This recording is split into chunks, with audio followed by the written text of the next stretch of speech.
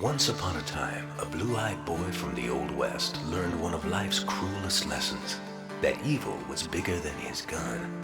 So he followed the footsteps of a mysterious master to the Far East, where he learned the secrets of the sword and came back home with the heart of a gunman and the soul of a samurai. Remember back in the 90s and 2000s when TV shows and movies used to go way too hard making a theme song? When we got stuff like Shiny Teeth and Me, Eye to Eye, or You'll Be in My Heart. Somehow I had never heard of 1999's Rising Zan, the Samurai Gunman until recently, and its opening song, Johnny No More, kicks ass. This game actually has two different openings, as the Japanese version has its own theme song called Samurai Gunman Zan the Zan, sung by Hironobu Kageyama, who you might know for doing the Dragon Ball Z song Cha-La Head Cha-La. But enough about the soundtrack for now. What is this game? Rising Zan, the Samurai Gunman might actually be the first ever character action game. That title usually gets attributed to 2001's Devil May Cry, which definitely made the genre a real thing that would stand the test of time, but Rising Zan came out first, 2 years earlier.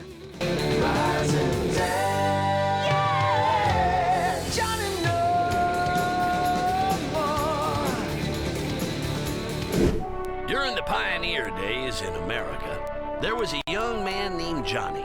I love this Western-style intro to start the game that explains Johnny's past, where he dreamed of becoming the greatest hero that ever lived. Remember, kids, set achievable goals. Some people were reported missing at a ravine, and Johnny went to investigate, and when he fell off his horse while looking, his first instinct was to whip out his gat and start screaming, "I'll kill all y'all," like a true American cowboy. He also missed every shot he took, like me at a bar. Johnny got slashed across the face for his ineptitude, and wakes up having been saved by his father's lifelong friend from Zipang, Suzuki. Suzuki is also, conveniently, a master of the ancient sword-fighting art of Zipang. A few days later, Suzuki and Johnny departed to Zipangu. Okay, Zipangu? Which is a game, there's clearly no you there. It's been a few years, and now Johnny is basically the coolest guy ever. A cowboy who can also wield the sword like a samurai, and he became a weeb. Give a white boy a couple years in Zipangu and he comes back calling himself Cut with a Sword. No, seriously, that's what this kanji means. And he came back to America with that kanji emblazoned on the back of a kimono, tucked into his blue jeans with bandolier, cowboy hat, and blonde ponytail to make sure you know where he's from. I would have thought that Zan would have been pronounced Zan, by the way, but then it wouldn't rhyme with Gunman, and I think Rising Zan, the Samurai Gunman, would have been a whole different game. Zani then meets the bartender who's pretty messed up, and he makes sure he knows that he's got a new identity. And by the way, my name isn't Johnny. It's the super ultra sexy hero, Zan. What the hell are you talking about? Yeah, that's probably the correct response to what he just saw. Johnny is somehow surprised that his town was attacked, and then he... Wait, what? Why did he even need a horse? One of the most insane decisions they made for this game is that all English speakers can talk no problem in English, but the Japanese characters, like this guy, all speak by repeating one Japanese word over and over again, different for each enemy. I would call this questionable if it wasn't made by Japanese developers, but it really reminds me of that scene from Scary Movie. Hibachi Benihana Teriyaki. Nagasaki, Okinawa, Hokkaido, Yokohama. Also, if it isn't obvious, I upscaled the graphics on this to make it look a little bit better in action, but that can't do anything about the cutscenes, so that's why there's a quality difference. Johnny always has access to his sword on X and gun on square, and in perfect weeb fashion, I found the sword to be way more useful in combat than the gun. Through the first couple strawmen that go down easily, we eventually make it to the drag store and have combat with some ninjas. This game is surprisingly bloody. After that, you have to lock onto some stuff to shoot it, and this game starts to show its age with this. The controls are just downright terrible. L1 is to lock on, which only locks onto stuff that you can see in front of you and doesn't move the camera behind you, and then you have to press it again to toggle because this is before the DualShock controller and there was no stick for them to use. R1 is your block button, and then L2 and R2 are your dodge buttons, where you can dodge left or right. Circle is then to jump, because I guess it was the only button left, and triangle, well, let's just say Johnny is a grower, not a shower for now. This just means that all the buttons are used in a way that doesn't make a lot of sense, and it's difficult to keep straight while you're in on the action. For some reason, this guy has a bunch of people cannons that he sicks some of his men on us with, the red ninjas, who are Voldo-like freaks. And then he runs like a coward, so we chase him, landing perfectly like the super sexy hero we are, shoot down some guys on a fire trap we have to jump over, and catch up to the bad guy in a church.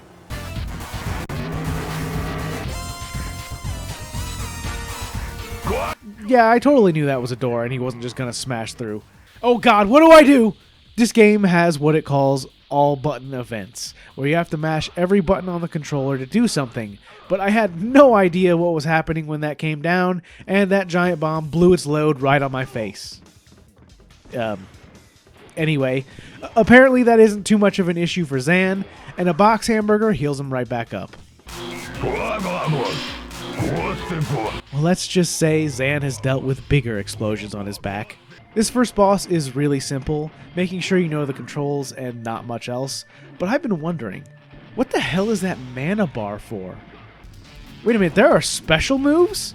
Okay, maybe I shouldn't have ignored that training on the main menu. You can perform these moves by inputting certain directions before an attack, like up, down, X to do this somersault. They all do extra damage and are good for hitting multiple enemies. With the boss down, you get another all-button event to store power, then you mash buttons for points, and it gives you a rating while playing a part of the theme song.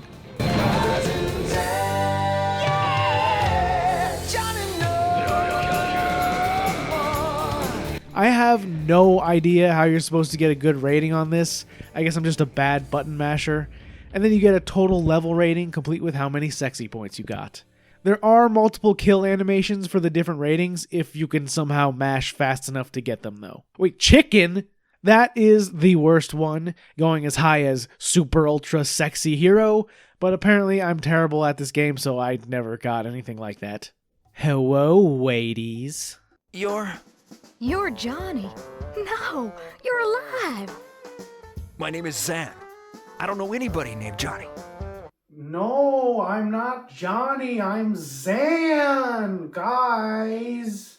Just like all American women, Val was walking around in a bra, short shorts, and cowboy boots when she got captured, with stars all over her outfit. Can't you just kill them all? Yeah, why not? Killing is my middle name. No, it actually is. You want to see the kanji I came up with for it? No?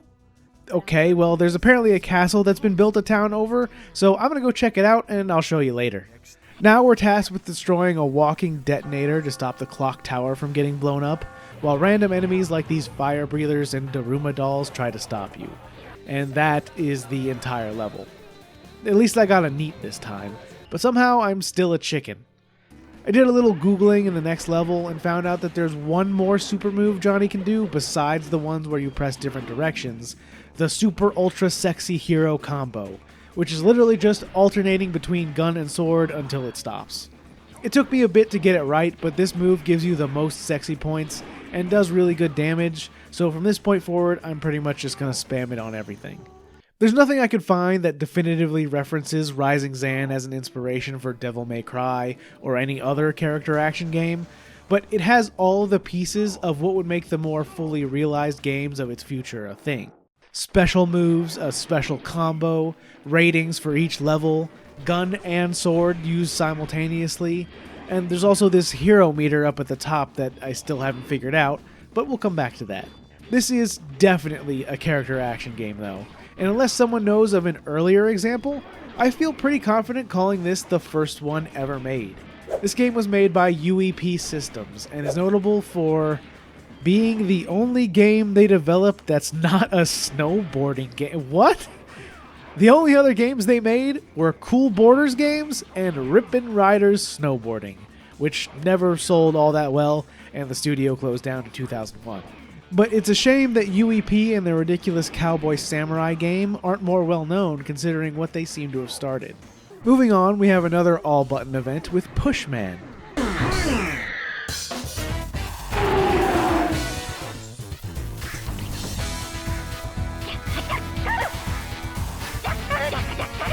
How is this now the second Japanese game I've covered that has an English dub referencing South Park? I died in the fight with this boss, and that's when I realized that this game is much harder than I thought.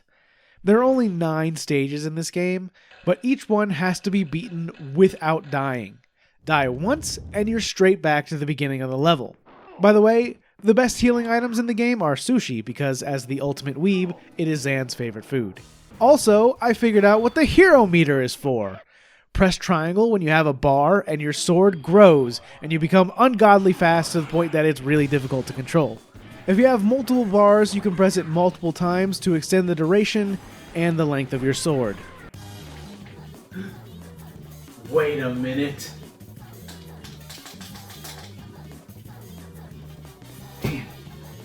This is called Hustle Mode, and it also comes with its own song.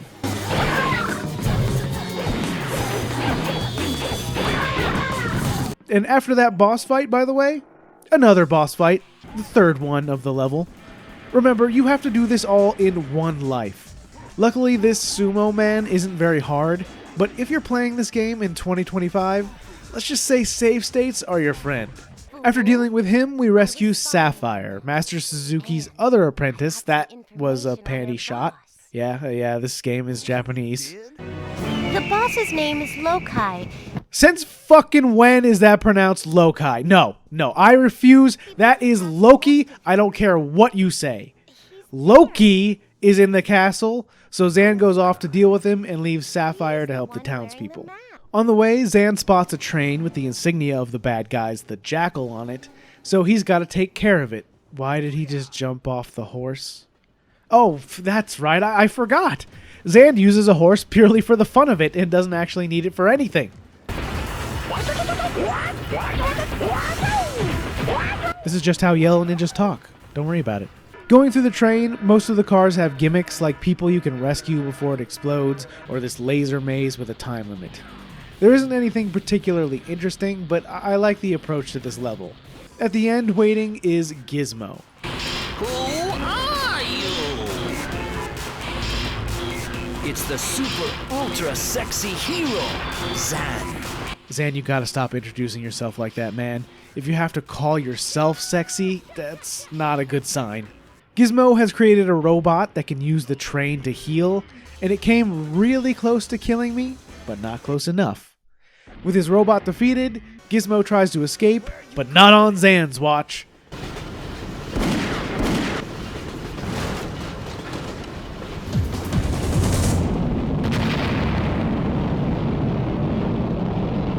Cool guys don't look at explosions. After that, I decided to go back to the main menu and check out that training to see if there was anything else I missed. You are 100% supposed to do this first, as it explains all of the controls that I figured out or googled on my own. Other than the super ultra sexy hero combo, that one must be a secret. It turns out you can also knock back enemies' projectiles and do a long jump by holding circle after jumping. Who knew? You're directed through the training by Master Suzuki and Sapphire, and fun fact, Master Suzuki is voiced by Charles Martinet, the retired voice of Mario and a ton of other Mario characters. Here he is welcoming Johnny into the Atrium of Gun. Ah, the Atrium of Gun, a room made especially for you. He also lets us know that the name of Johnny's sword is Demon Slayer, because of course it is, and also his gun is named Johnny No More, because let's not forget that that is his dead name and we shouldn't use it. Gizmo is using gold to create robots and transform humans into monsters, which is why they have this elaborate setup in the mines, which they took this town over for, so we're here now shutting down their operation. This little encounter with this guy and his bomb is a wild test of your hand-eye coordination, as you have to press L1 to lock onto the bomb, shoot it with square to make him move, then press L1 again to change the lock onto him, and then shoot him once, then press L2 or R2 to dodge his bomb he throws at you, and repeat. It sounds easy, but I promise you my brain was working in overdrive trying to press the buttons in the right order with full claw grip on the controller. Then this happens.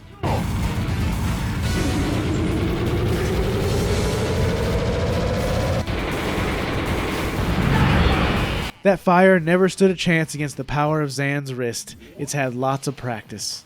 This is one of the longest and hardest levels in the game though, and we're still not done because now we're in a minecart and have to jump, slow it down or speed it up, lock onto signs to change the tracks, and then fight a train boss. You also can't do anything else while you're speeding up or slowing down, and you need to do it to hit the signs. This isn't Donkey Kong. Yeehaw! Once you defeat the train boss, it gives you some tempura for a little health, and drops you right into another boss fight to end this marathon of a level. The Shogun has 2 swords because he's 50% Japanese and 50% Japanese, unlike Johnny. He also teleports around and can put bombs on you that you have to deal damage to him in time to clear. It's pretty tough. Loki finally reveals himself to Zan after defeating the Shogun. You dirty bastard! You don't have the spirit of a samurai! Yeah, you tell him, white boy! We finally arrived at the castle now, so our assault can begin. Some ninja women in pink greet us at the entrance, and they're actually the strongest ninja variant in the game. Girl power, I guess. Nani? Nani, nani? Yes, says the one using a pencil as a weapon. A stretchy pencil. This must be the legendary number 3.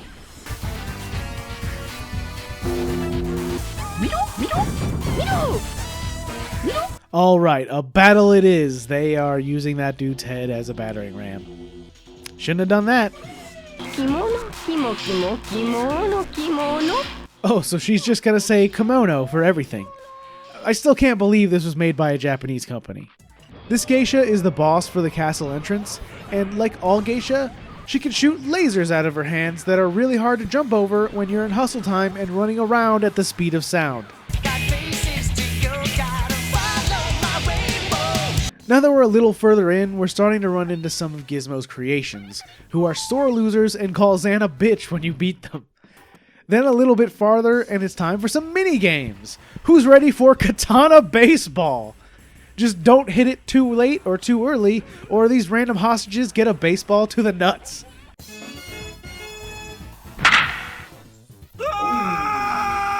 It doesn't even kill them, by the way. This is just how the enemies get their rocks off. There's also a shooting gallery that's a little annoying, and then the robot we beat up earlier is back, admitting that they were gimmicks, and calling Zan a bitch again.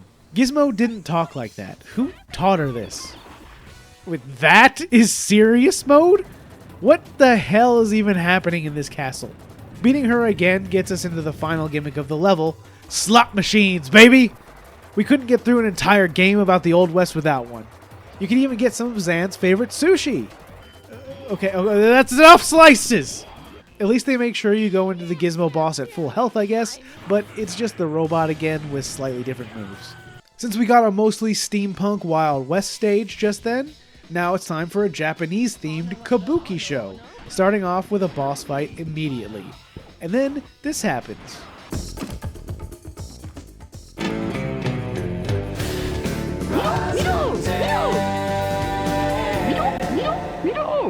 I guess he's just a really big fan. Speaking of which, so is this guy you fight right after him. Hey, no, I'm sick of these games. No new sets! This whole level fittingly ends with a gimmick boss fight where you have to destroy the drums in order to be able to do any damage, and we're on to the final impact. There's a couple new enemies to greet us before we eventually run into Loki. Oh, you're still alive. Shut up, sissy! Whoa, Zan! There was no need. This is the man that gave Zan his scar, so I suppose I can understand some animosity. He has a pet bird that I just shot out of the sky immediately, and then he's a really easy boss. With him defeated, Gizmo appears and tells Loki to use the Lord's Shield, which is apparently a thing that hasn't been referenced before, that gives him the suit of armor, and phase 2 of the fight starts. Unfortunately for Loki, his shield is no match for my extraordinary length, and he goes down really easily. Gizmo pops in and steals the shield afterwards, and when we catch up to him, we're now fighting a fucking alien? What? I have no idea when this became a thing. Just like Loki, it has a pretty simple phase 1. We pick him up and throw him through a wall because we can, and then phase 2 is much harder. This one took me a few tries, but once I finally got him, and actually got a decent rating on the mashing finisher for once, he just explodes. Because why wouldn't he? Oh, and he takes the whole castle down with him. Rest in peace, Zan, I guess.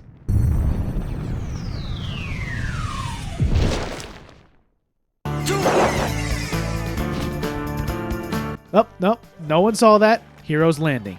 And let's not forget, people, he isn't Johnny anymore. It's the super ultra sexy hero, Zan.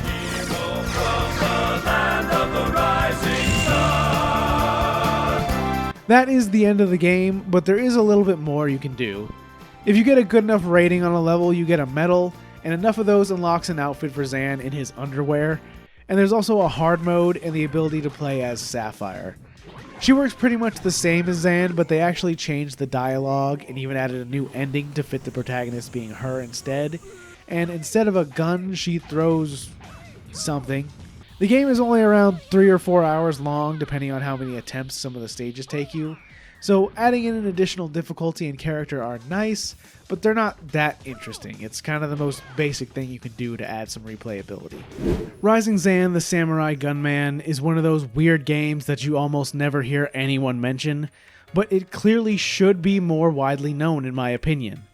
Yes, it has its flaws, especially when compared to modern games in the genre.